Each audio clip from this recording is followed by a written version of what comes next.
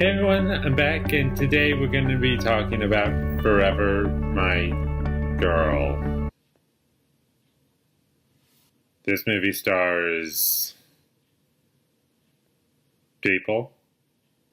Moving on, I think that I should probably get into the plot because I think that's the best way to start this review off. And the movie opens up and with a wedding, and she's about to get married, and she's marrying the character named Liam Page, played by who cares. And what happens is he doesn't show up. And then the movie cuts 8 years later, and then it shows who Liam Page is. He's this big star who does country music, and he's really popular, and somewhere along the lines, he goes back to his hometown. I forgot why. Well, actually, no, I do remember why, because his best friend from high school passed away in a car accident. And then he goes back to his hometown to the funeral, but he doesn't actually go inside the building of the church. Then he bumps into his ex-fiancée, and now he's trying to make it up to her for leaving her, and now we have a movie. That's terrible. I really hated this movie. I think it's probably the worst movie I've seen in over a year.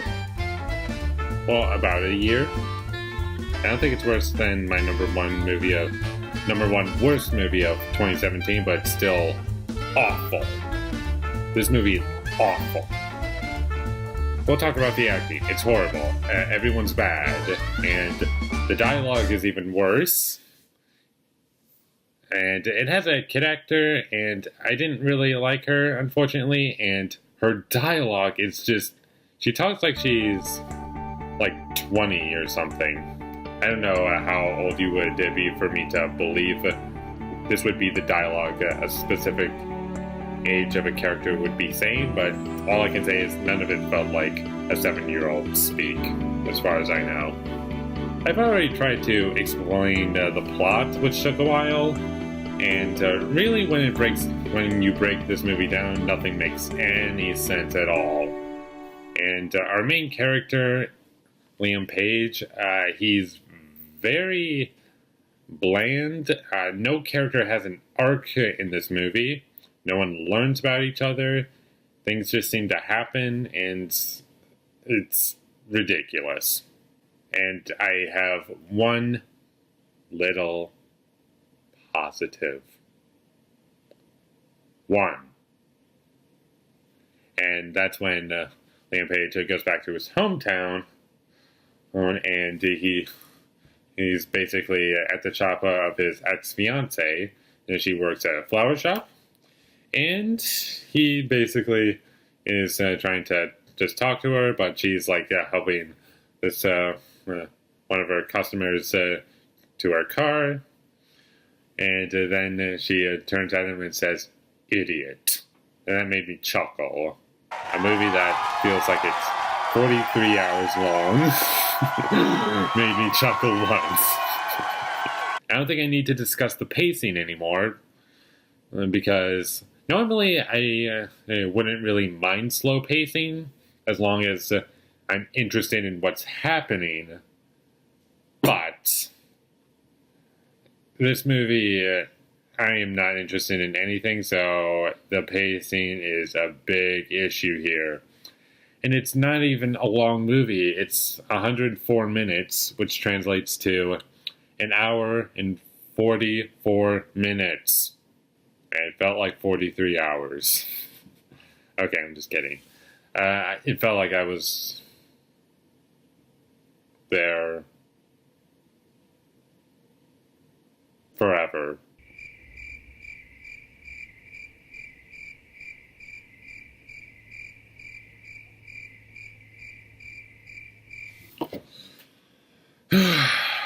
let's talk about the cinematography and the camera work. It's very bland. And it kind of feels like a Zack Snyder film where Zack Snyder likes to hold the camera at all times. And that's what this movie kind of does. Where a scene where you should probably just put the camera down and let everything play out. But no, they feel the need to have the handheld this thing. Because when you do a handheld cam, it's to give the illusion that you're really there. But that would be in an exciting action sequence. And that's, off the top of my head, that's the best way to use it.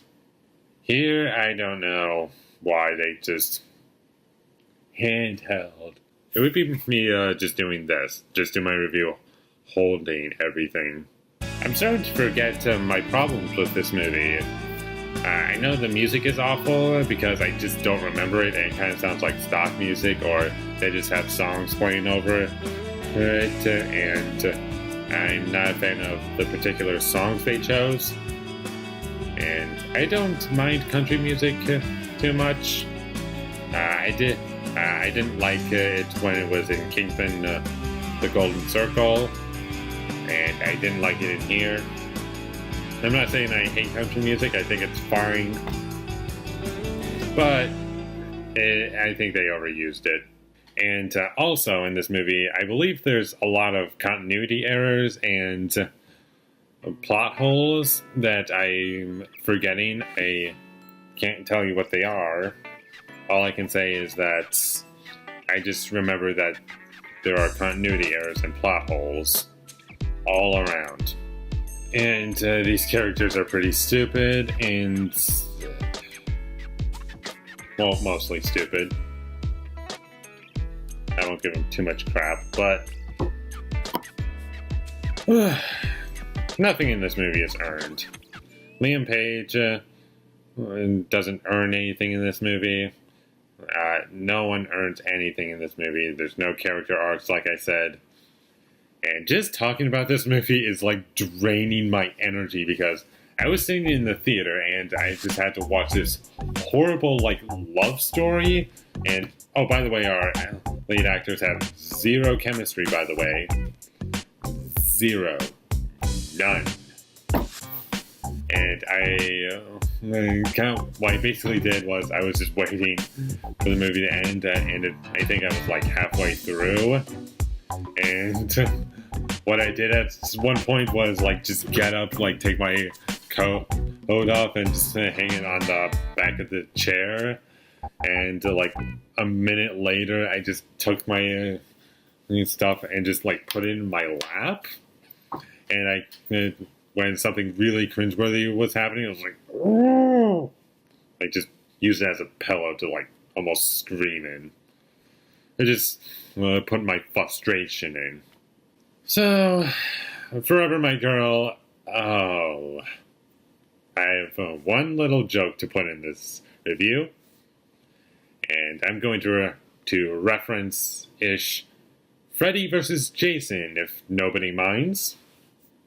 And I'm going to try to do Freddy's voice as best as I can. Before I make the reference, the line in the movie was, "I've been away from my children for far too long." But I'm going to mix it up so I can make a joke and also to give my grade. And Forever My Girl, well, I'm pretty sure you know what the grade is going to be, but here comes the joke. And that is, this grade has been away from my channel for far too long. And I'm going to give it an F. F, F, F. The funny thing is, I actually did that joke in my Resident Evil The Final Chapter review. I was going to put it, but then I decided to cut it out because I thought it would be too stupid. But I probably should have left that in. But here it is. It's here. I hope you guys enjoyed it. And speaking of enjoyment, if you enjoyed this review / rant, be sure to leave a like and comment down below what you thought of Forever My Girl, or January movies, or the month of January.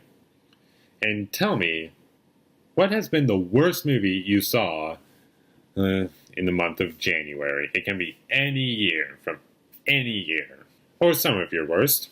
That works too. And also, a link from my social media will be in the description down below for Twitter and my username for the Stardust app. Follow me there. And last but not least, subscribe to be a part of Foley Nation. And I'll see you when I get my next review up. And I'm wanting it to be a good movie for obvious reasons. But thank you for watching and have a great day.